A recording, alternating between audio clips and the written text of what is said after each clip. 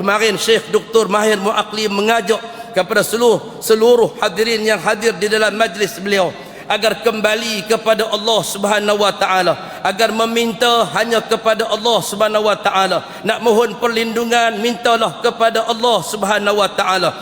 Jauhilah apa yang dinamakan dengan istighasah. Ini disebutkan oleh Syekh Dr. Mahir Muakli.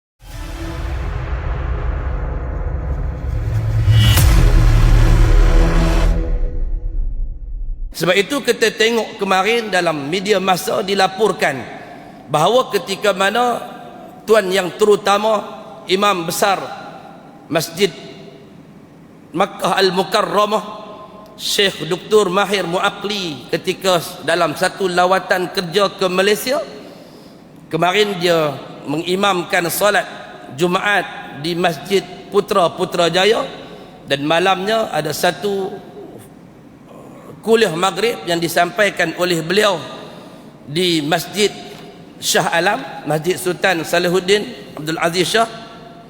Kita melihat apa yang disampaikan di dalam dasar seorang imam Masjid Makkah Al-Mukarramah ini, antaranya ialah berpesan kepada hadirat yang hadir di dalam majlis beliau agar senantiasa bertakwa kepada Allah Subhanahu wa taala, dan juga meletakkan tauhid yang telah pun Allah Subhanahu wa taala nyatakan di dalam Al-Quran.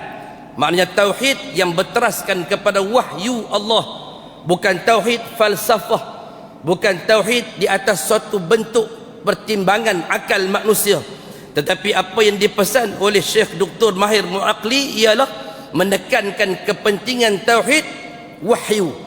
Tauhid wahyu yang disebutkan oleh Allah Subhanahu wa taala di dalam Al-Quran diistilahkan sebagai tauhid tiga, yang menjadi polemik perbincangan daripada kalangan ahlul aqidah ataupun ahlul kalam berkaitan dengan tauhid tiga yang disebutkan dengan tauhid uluhiyah, tauhid rububiyah, dan juga tauhid asma was sifat, dengan mengembalikan manusia kepada tauhid yang dinyatakan oleh Allah Subhanahu wa taala di dalam Al-Quran. Bahawa Allah Subhanahu wa taala menyatakan tentang uluhiyahnya, Allah Subhanahu wa taala menyatakan tentang rububiyahnya, Allah Subhanahu wa taala menyatakan tentang asma wa sifatnya di dalam Al-Quran. Maka ini kata Syekh Dr. Mahir Muakli perlu dikembalikan, perlu diperkasakan, perlu dipasak dengan sebaik mungkin di dalam akidah setiap umat Islam, agar manusia itu tidak lari daripada konsep kefahaman, kemuliaan, keagungan Allah Subhanahu wa taala, yang mana Allah Subhanahu wa taala sendiri mensifatkan keadaannya yang sedemikian.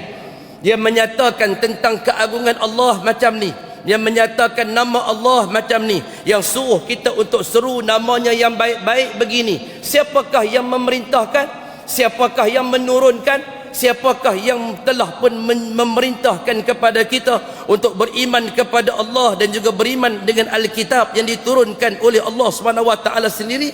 Tidak lain dan tidak bukan adalah Allah Subhanahu wa taala sendiri. Dan hari ini kita berhadapan dengan apa yang telah pun dibahaskan. Kemarin baru dibahaskan oleh tetamu negara, tuan yang terutama Syekh Dr. Mahir Muakli, yang tuan-tuan pun sedar mendengar bacaan dia. Dia berpesan berkaitan dengan tauhid tiga.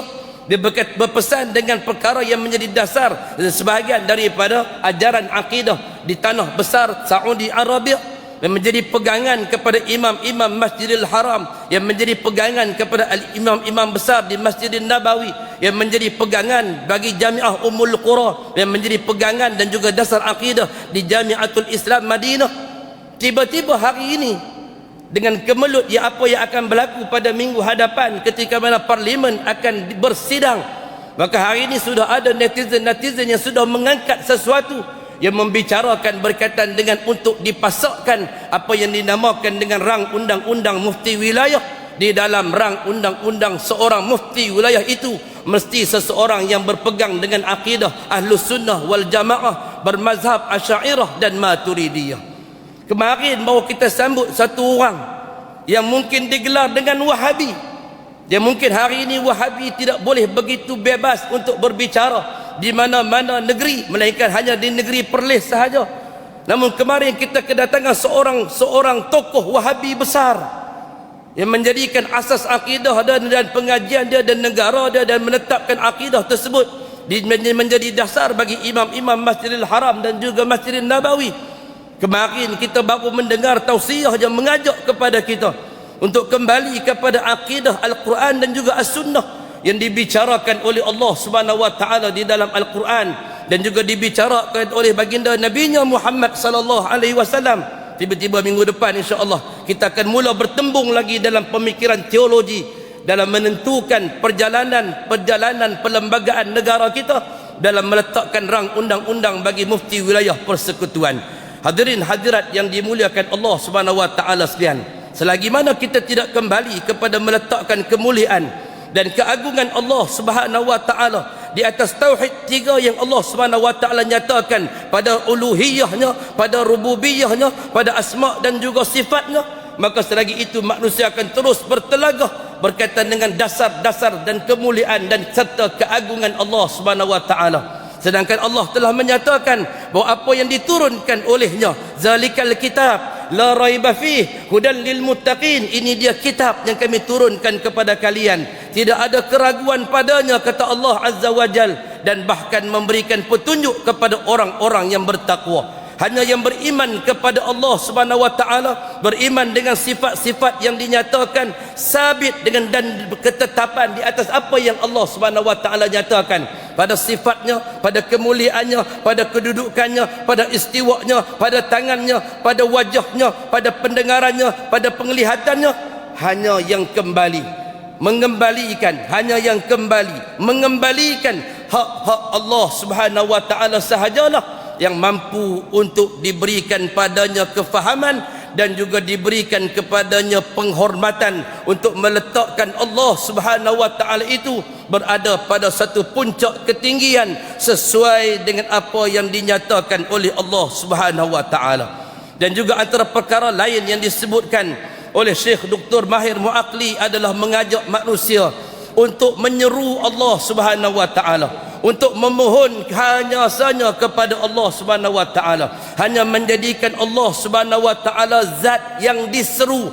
Walillahil asmaul husna fad'uhu biha, bagi Allah Subhanahu wa taala itu nama-nama yang baik, maka serulah Allah Subhanahu wa taala melalui nama-nama yang baik. Kemarin Syekh Dr. Mahir Muakli mengajak kepada seluruh hadirin yang hadir di dalam majlis beliau agar kembali kepada Allah Subhanahu wa taala, agar meminta hanya kepada Allah Subhanahu wa taala, nak mohon perlindungan mintalah kepada Allah Subhanahu wa taala.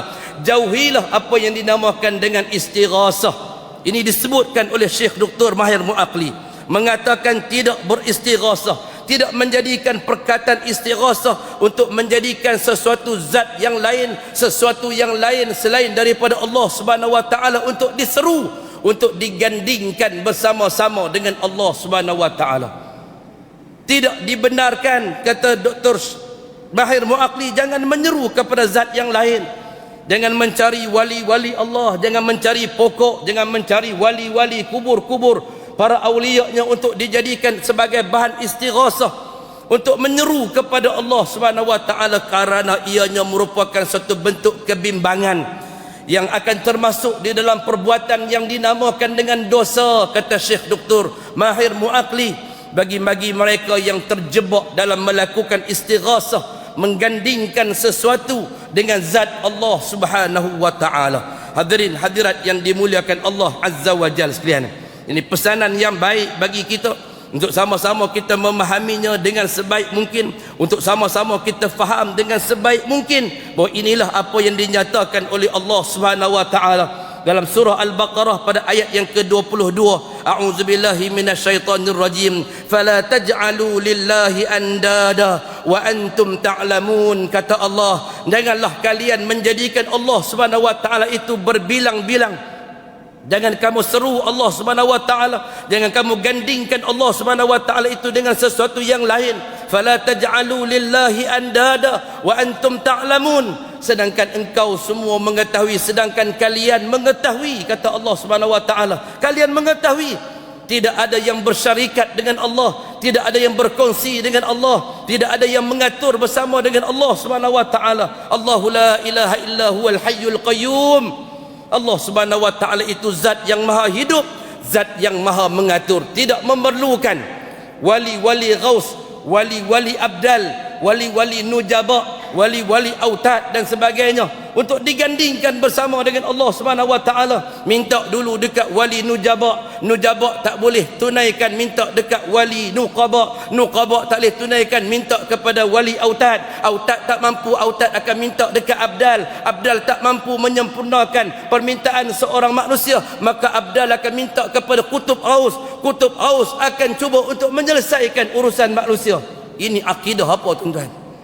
Akidah yang terpahat di dalam suatu pejabat mufti di dalam Malaysia, mengeluarkan kenyataan yang sedemikian bahawa ada bentuk-bentuk perantaraan wakil-wakil daripada para wali untuk minta kepada Allah Subhanahu wa taala yang tidak pernah kita lihat ada di dalam hadis-hadis baginda sallallahu alaihi wasallam akan hal keadaan yang sedemikian. Wa iza sa'alta fas'alillah wa iza ista'anta fasta'in billah, kata Nabi sallallahu alaihi wasallam kepada sepupunya Ibn Abbas radhiyallahu anhuma wa arda.